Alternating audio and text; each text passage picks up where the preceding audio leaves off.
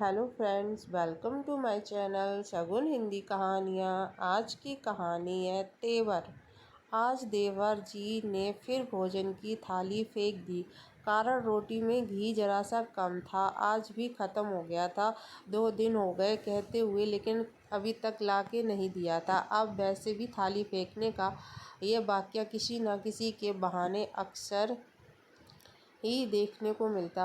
हमेशा की तरह प्रीति ने थाली उठाई और चुपचाप अपने कमरे में आ गई। पतिदेव से कुछ बता नहीं सकती, क्योंकि सासू माँ ने चेतावनी दी है कि परिवार में किसी भी सदस्य के प्रति अगर कुछ भी शिकायत की तो मायके भेज दी जाएगी और फिर ससुराल में कभी नहीं प्रवेश करने दिया जाएगा। मायके में सिर्फ माँ और एक अविवाहित छोटी बहन है, जिसकी जिम्मेदारी चाचा चाची ने उठा रखी है।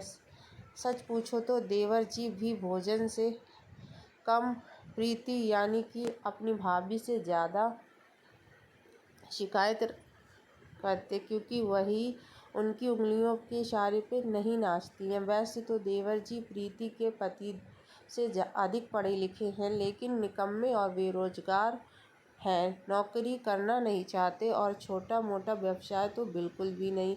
यदि लाखों रुपए हाथ में आए तो किसी व्यवसाय के लिए सोच सकते हैं। शाम को सासू माँ जब अस्पताल से ड्यूटी से घर लौटी तो उनके चेहरे पे एक अलग ही खुशी नज़र आई। आते ही देवर जी के कमरे में चली गई और बोली, बेटा मैंने तुम्हारे लिए दुल्हन देख ली है।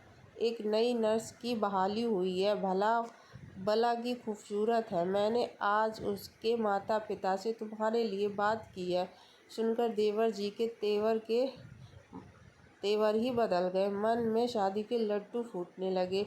लेकिन थोड़ी देर बाद ही लड़की वालों का फ़ोन आया और उन्होंने उनके निकम्मेपन की दुहाई देते हुए शादी से मना कर दिया। तभी देवर जी को याद आया कि प्रीति की बहन भी तो सुंदर है और शादी के लायक भी है। उन्होंने तुरंत सासू माँ को ये बात याद दिलाई। लेकिन हाय रे ये किस्मत! प्रीति ने भी कमरे में आकर सासू माँ को अपनी बहन की शादी अगले महीने होने की खुशखबरी सुनाई और साथ ही पतिदेव के दूसरे शहर में स्थानांतरण की भी खबर सुनाई। अगले हफ्ते पतिदेव ने साथ प्रीति का भी सामान पैक किया। आखिर दूसरे शहर में पतिदेव को भी तो भोजन की थाली सजाने वाली और सेवा करने वाली पत्नी की ज़रूरत थी। सासू माँ की चेतावनी और देवर जी के तेवर दोनों को दरकिनार करती हुई प्रीति पतिदेव के साथ सुखी दाम्पत्य जीवन के लिए कामना करती है। शायद उसके लिए यही विकल्प भी था।